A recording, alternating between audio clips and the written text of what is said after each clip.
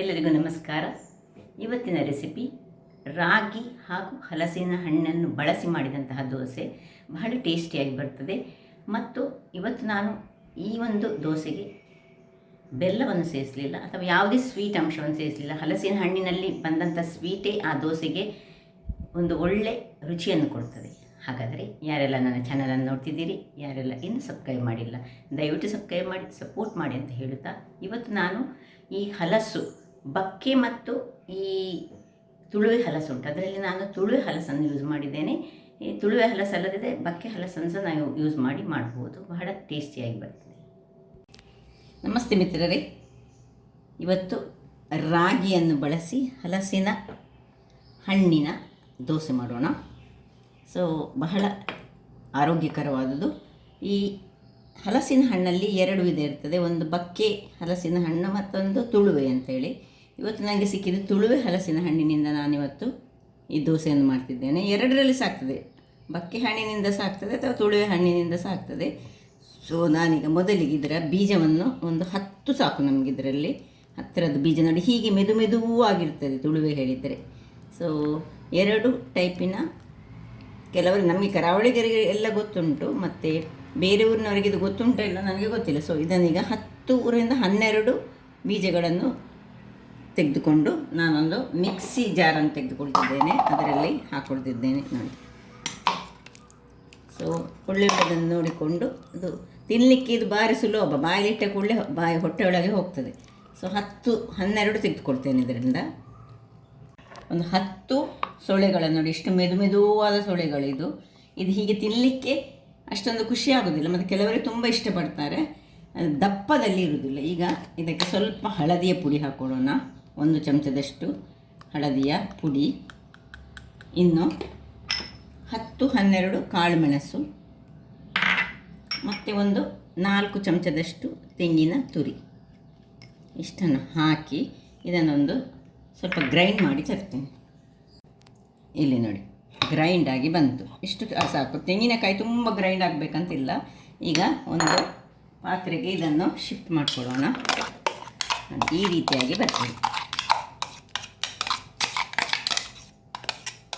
ಬೆಲ್ಲ ಬೇಕಿದ್ದವರು ಇಲ್ಲಿ ಬೆಲ್ಲ ಹಾಕ್ಕೊಳ್ಬೋದು, ಇದು ಸಿಹಿ ಉಂಟು, ಬೇಕಂತಿಲ್ಲ. ಬೇಕಿದ್ದರೆ ಸ್ವಲ್ಪ ಬೆಲ್ಲವನ್ನು ಗ್ರೈಂಡ್ ಮಾಡುವಾಗಲೇ ಸ್ವಲ್ಪ ಹಾಕ್ಕೊಂಡ್ರೆ ಆಗ್ತದೆ, ಅಥವಾ ಸಕ್ಕರೆ ಬೇಕಿದ್ದರೆ ಸಕ್ಕರೆ ಹಾಕ್ಕೊಳ್ಬೋದು, ಅಗತ್ಯ ಇಲ್ಲ.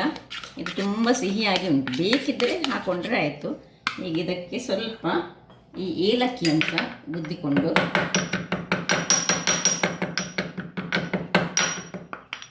ಹಾಕ್ಕೊಳ್ತಿದ್ದೇನೆ. ಇದು ಪ್ಯೂರ್ಲಿ ಯಾರಿಗೆಲ್ಲ ಸಕ್ಕರೆ ಬೆಲ್ಲ ತಿನ್ನಬಾರ್ದು ಅಂಥವರಿಗೆ ಮಾಡುವಂಥದ್ದು. ಈಗ ರಾಗಿ, 1 ಬೌಲ್ನಷ್ಟು ರಾಗಿ ಆದರೆ 1 ಚಮಚದಷ್ಟು ಸಜ್ಜಿಗೆ ರವೆ, ಬಾಂಬೆ ರವೆ ಆಗ್ತದೆ, ಚಿರೋಟಿ ರವೆ ಆಗ್ತದೆ, ಯಾವ ಸಹ.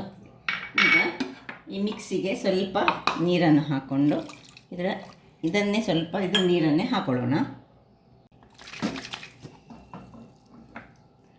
ಇನ್ನು ಬೇಕಿದ್ದಷ್ಟು ನೀರನ್ನು ಹಾಕ್ಕೊಂಡ್ರೆ ಆಯಿತು. ಈಗ ಕಲಡಿಸಿಕೊಳ್ಳೋಣ. ಉಪ್ಪು ಹಾಕ್ಕೊಳ್ಳಿಕ್ಕುಂಟು, ಮೊದಲಿಗೆ ಕಲಡಿಸಿಕೊಂಡು ರುಚಿಗೆ ತಕ್ಕಷ್ಟು ಉಪ್ಪು ಹಾಕೊಳ್ಳಿ. ಇದು ತುಂಬ ನೀರು ಮಾಡಿಕೊಳ್ಳಿಕ್ಕಿಲ್ಲ, ಸ್ವಲ್ಪ ಉಪ್ಪನ್ನು ಸಹ ಈಗ ಮೊದಲೇ ನಾನೀಗ ಇದಕ್ಕೆ ಹಾಕ್ಕೊಳ್ತಿದ್ದೇನೆ. ರುಚಿಗೆ ತಕ್ಕಷ್ಟು ಇನ್ನು ಸ್ವಲ್ಪ ನೀರು, ಇನ್ನೂ ಸ್ವಲ್ಪ ನೀರನ್ನು ಹಾಕ್ಕೊಂಡು ಸ್ವಲ್ಪ ಗಟ್ಟಿಯಾಗಿಯೇ, ಅಂದರೆ ನೀರಲ್ಲ, ನಾವು ಉದ್ದಿನ ದೋಸೆಯ ಹದಕ್ಕೆ ನಾವಿದನ್ನು ಕನ್ಸಿಸ್ಟೆನ್ಸಿ ಮಾಡಿಕೊಳ್ಳೋಣ. ನೋಡಿ ಕನ್ಸಿಸ್ಟೆನ್ಸಿ ನೋಡಿ, ಸ್ವಲ್ಪ ದಪ್ಪದಲ್ಲೇ ಉಂಟು. ಸ್ವಲ್ಪ ನೀರು ಹಾಕೊಳ್ಳೋಣ. ಇನ್ನಿಷ್ಟಾದಮೇಲೆ ಇಲ್ಲಿ ಒಂದು ಸ್ಟವನ್ನು ಆನ್ ಮಾಡಿಕೊಂಡು ಕಾವಲಿಯನ್ನು ಇಟ್ಕೊಳ್ಳೋಣ. ಇದೀಗ ಹಿಟ್ಟು ರೆಡಿಯಾಗಿದೆ. ಇಲ್ಲಿ ನಾನು ಹೇಳಿದೆಲ್ಲ, ಈ ಒಂದು ಚೂರು ಈ ಸಜ್ಜಿಗೆಯ ಬದಲು, ರವಾದ ಬದಲು ನೀವು ಅಕ್ಕಿ ಹುಡಿ ಹಾಕ್ಬೋದು ಅದರ ಬದಲು, ಅಥವಾ ಬೆಲ್ಲ ಹಾಕ್ಕೊಳ್ಬೋದು, ಅಥವಾ ತೆಂಗಿನ ಕಾಯಿಯನ್ನು, ಒಣ ಕೊಬ್ಬರಿಯನ್ನು ಸಣ್ಣದಾಗಿ ಹೆಚ್ಚಿಟ್ಟು ಹಾಕ್ಕೊಳ್ಬೋದು, ಹೇಗೆ ಸಹ ಆಗ್ತದೆ. ನೋಡಿ ಸ್ವಲ್ಪ ದಪ್ಪ ಆಯಿತು, ಇನ್ನೂ ಸಹ ಇದು ತುಂಬ ದಪ್ಪ ಆಗ್ತದೆ. ಈಗ ಬೇಕಿದ್ದರೆ ಒಂದು 5 ನಿಮಿಷ, ನಾವು ರವೆ ಹಾಕಿದ್ರಿಂದಾಗಿ 5 ನಿಮಿಷಗಳ ಕಾಲ ಇದನ್ನು ನಾವು ಇಟ್ಕೊಳ್ಬೋದು ಸಹ, ರೆಸ್ಟ್ ಮಾಡಿಕೊಂಡು ಇಟ್ಕೊಂಡು ಮತ್ತೆ ಸಹ ಮಾಡ್ಬೋದು, ಅಥವಾ ಆಗಾಗಲೇ ಸಹ ಮಾಡ್ಬೋದು. ಇದು ಕ್ವಿಕ್ಕಾಗಿ ಮಾಡುವಂಥದ್ದು. ಸೊ ಬೆಲ್ಲ ಎಲ್ಲ ಏನು ಹಾಕಲಿಲ್ಲ, ನೀವು ಬೇಕಿದ್ದರೆ ಹಾಕ್ಕೊಳ್ಬೋದು. ಈಗ ಇಲ್ಲಿ ಇದು ಬಿಸಿಯಾಗಿದೆ. ಬಿಸಿಯಾದ ಕೂಡಲೇ ಇಲ್ಲಿ ಒಂದು ಸೌಟಿನಷ್ಟು ತೆಗೆದುಕೊಂಡು ಹೇಗೆ ನಾವು ಈ ಉದ್ದಿನ ದೋಸೆಯನ್ನು ಮಾಡ್ತೇವೆ ನೋಡಿ, ಅದೇ ರೀತಿಯಾಗಿ ಮಾಡ್ಕೊಳ್ಳೋಣ. ಸ್ವಲ್ಪ ಅಂಟು ಬರ್ತದೆ, ಯಾಕೆ ಹೇಳಿದರೆ ಇದು ತುಳುವೆ ಈ ಹಣ್ಣಾದರಿಂದಾಗಿ. ಬಕ್ಕೆ ಹಣ್ಣಲ್ಲಿ ಇಷ್ಟು ಬರೋದಿಲ್ಲ. ಈಗ ತುಪ್ಪ ಇಲ್ಲಿ ಮೇನ್ ಬೇಕಾಗಿರೋದು ತುಪ್ಪ. ತೆಳುವಾಗಿ ಹಂಚಿಕೊಳ್ಳಿ, ಎಷ್ಟಾಗ್ತದೆ ತೆಳು ಅಷ್ಟಲ್ಲಿ ಮಾಡಿದರೆ ಆಯಿತು. ಈಗಲೇ ಪರಿಮಳ ಬರ್ತಾ ಉಂಟು. ಈಗ ನಾನು ಮುಚ್ಚಳವನ್ನು ಮುಚ್ಚಿಕೊಂಡು ಬೇಯಿಸ್ಕೊಳ್ಳೋಣ. ಮುಚ್ಚಳ ಮುಚ್ಚಿ ಒಂದು 5 ನಿಮಿಷ ಹದ ಉರಿಯಲ್ಲಿ ಬೇಯಿಸ್ಕೊಳ್ಳೋಣ. ವೀಕ್ಷಕರೇ ನೋಡಿ, ಈ ರೀತಿ ಬರ್ತದೆ.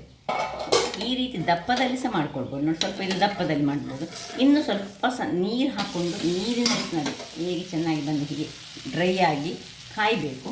ಆಗ ಅದರ ಮೇಲೆ ಇನ್ನೂ ಸ್ವಲ್ಪ ಚೂರು ತುಪ್ಪವನ್ನು ಹರಡಿಸ್ಕೊಳ್ಬೇಕು.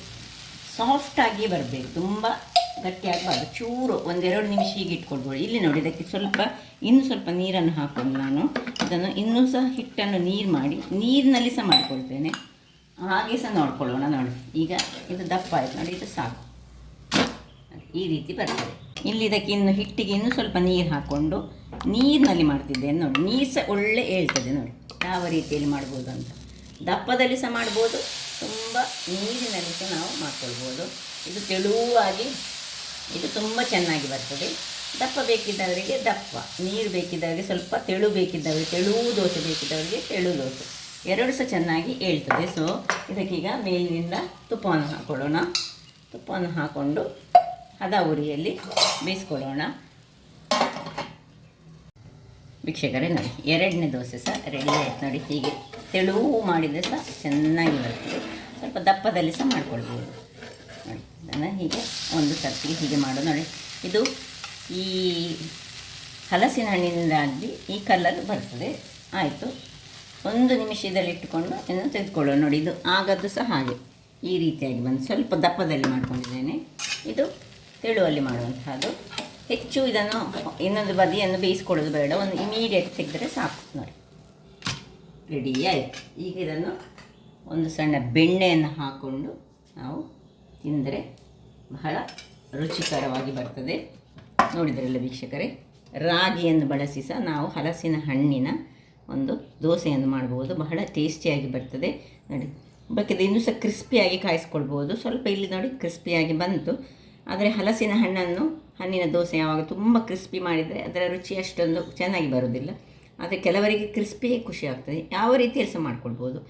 ರಾಗಿ ಅಥವಾ ಈ ಸಜ್ಜಿಗೆ ಬದಲು ಒಂದು ಚಮಚದಷ್ಟು ನಾವು ಅಕ್ಕಿ ಹುಡಿ ಸಹ ಹಾಕ್ಕೊಳ್ಬೋದು. ಹಾಕದೇ ಸಹ ಮಾಡ್ಕೊಳ್ಬೋದು, ಹೇಗೆ ಸಹ ಆಗ್ತದೆ.